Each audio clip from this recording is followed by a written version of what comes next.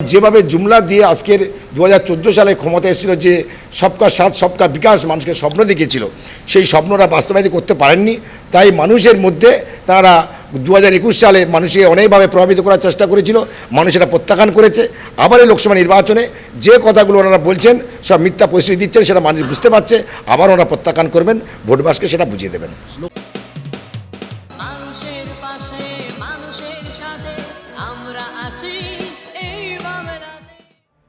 আপনারা দেখছেন সংবাদ শিরোনাম। দেখলেন তো অনেক কিছু, এবার দেখুন নতুন কিছু। দেখতে দেখতে ষষ্ঠম দফা নির্বাচন আর কয়েকটা ঘন্টার অপেক্ষাই বলা যেতে পারে। প্রস্তুতি কিন্তু শেষ মুহূর্তে, আর তার মাঝেই পেয়েছি কাকদ্বীপ পঞ্চায়েত সমিতির সভাপতিকে। দাদা নমস্কার। একদম শেষ মুহূর্তের প্রস্তুতি কীরকম হলো আগে বলুন। আমরা সারা বছর আমরা মানুষের পাশে থাকি।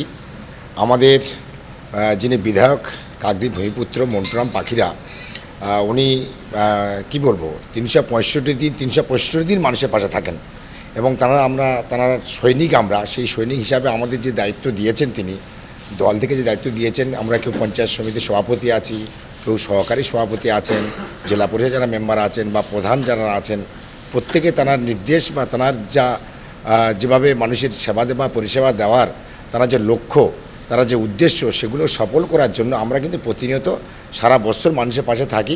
তাই লোকসভা নির্বাচন, বিধানসভা নির্বাচন, পঞ্চায়েত নির্বাচন যাই বলুন না কেন, আমরা কিন্তু প্রতিটা নির্বাচন আমরা মানুষের পাশে থেকে গণতান্ত্রিকভাবে যাতে মানুষ ভোট দিতে পারে এবং উন্নয়ন নিরিখে মানুষ ভোট দিতে পারে, তার জন্য আমরা অনেক দিন আগে থেকে আমাদের সেই প্রস্তুতি। আমরা যেহেতু সবসময় মানুষের পাশে থেকে থাকি, তাহলে ভোটের বিষয়ে আমাদের বেশি চিন্তিত আমরা হই না, আমরা করিও না।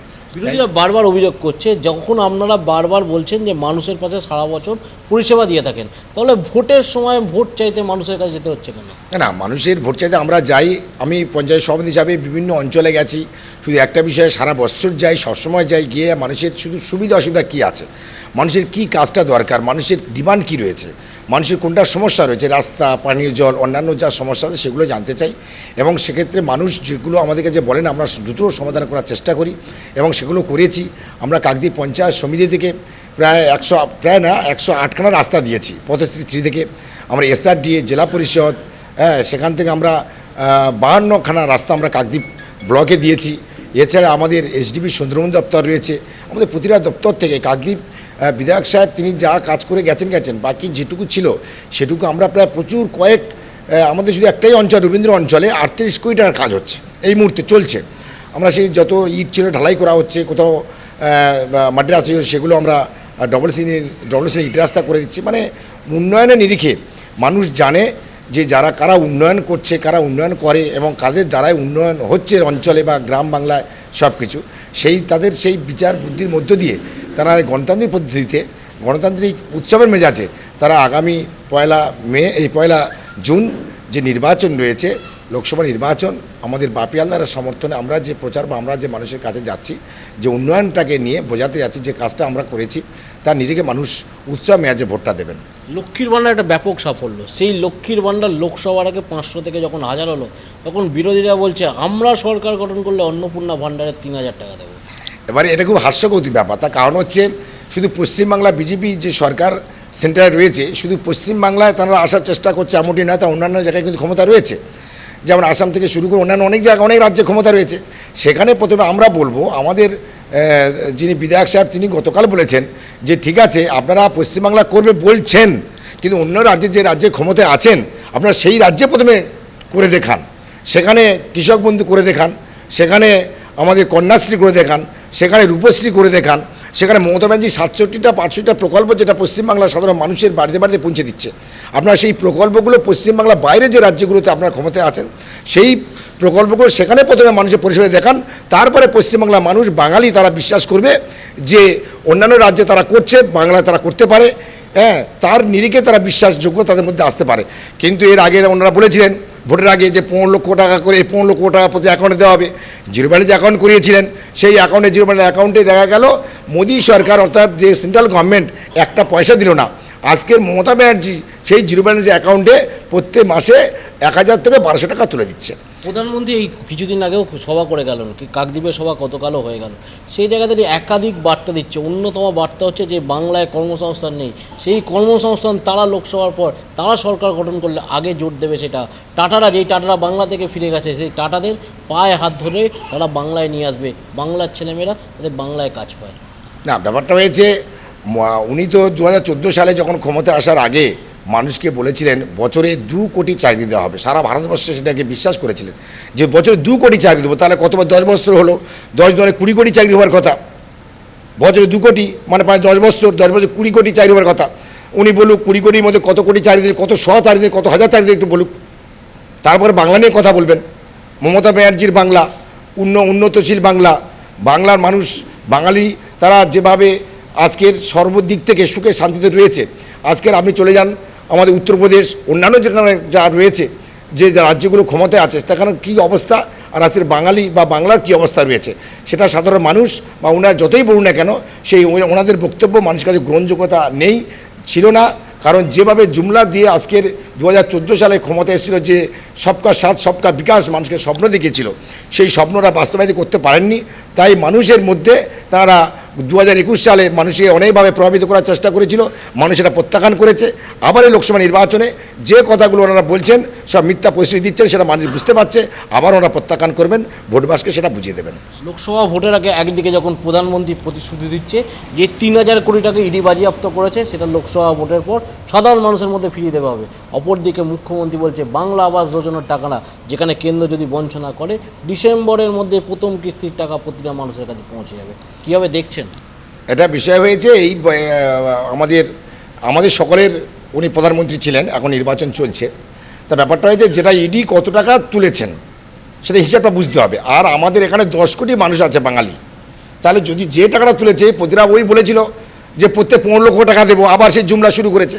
আজকে যদি যে টাকাটা ইডির কাছ থেকে তুলেছে সেই টাকা যদি বাঙালি বা প্রত্যেক 10 কোটি মানুষের দেয়, প্রত্যেক আমাদের তৃণমূল কংগ্রেসের সাধারণ সম্পাদক অভিষেক ব্যানার্জি আমাদের ঢোলায় বলে গেছেন যে 25 টাকা করে ভাগে পড়বে না। যে টাকাটা ইডি বা বাজেয়াপ্ত করেছে সেইটা যদি প্রত্যেকের অ্যাকাউন্টে দেওয়া যায়, তার 25 টাকা করে তাদের অ্যাকাউন্টে জমা পড়বে না। তাহলে এই সময় জুমলাগুলো সাধারণ মানুষ বাঙালিরা, আপনারা জানেন যে স্বাধীনতা সংগ্রামী হিসাবে ভারতের স্বাধীনতা সংগ্রামী যে ইতিহাস রয়েছে, ইতিহাস যদি ঘেটে দেখি এই বাঙালিদের অবদান সব থেকে বেশি। যতই এরা বাঙালিকে বোকা বানানোর চেষ্টা করুক, সে বোকা কোনোভাবে বাঙালিকে বানাতে পারবে না। দক্ষিণ 24 পরগনার 4টে জায়গা আছে, 4টে জায়গায় কিন্তু এখন পাখির চোখ। একদিকে অভিষেক ব্যানার্জি থেকে আরম্ভ করে একাধিক আপনাদের তৃণমূলের নেতারা জয়লাভ করবে, আগামী দিনে আপনারা এই বার্তায় দিচ্ছেন। অপরদিকে এই ভোটের আগেই মুখ্যমন্ত্রীর সভা হয়ে যাচ্ছে, অভিষেক ব্যানার্জির সভা হয়ে যাচ্ছে। এটা কি কাকদ্বীপবাসীর জন্য বা মথুরপুর লোকসভার জন্য একটা আলাদা পাওনা হয়ে গেল? আলাদা পাওনা আমাদের নেত্রী মমতা ব্যানার্জি, উনি তো আপনারা জানেন একটা স্ট্রং নেত্রী, উনি দীর্ঘ লড়াইয়ের আজকের এই বাংলাতে উনি যে সিপিএম 34 বছর ক্ষমতায় ছিলেন, অপশাসন ছিলেন, অনেক দীর্ঘ লড়াইয়ের ফল।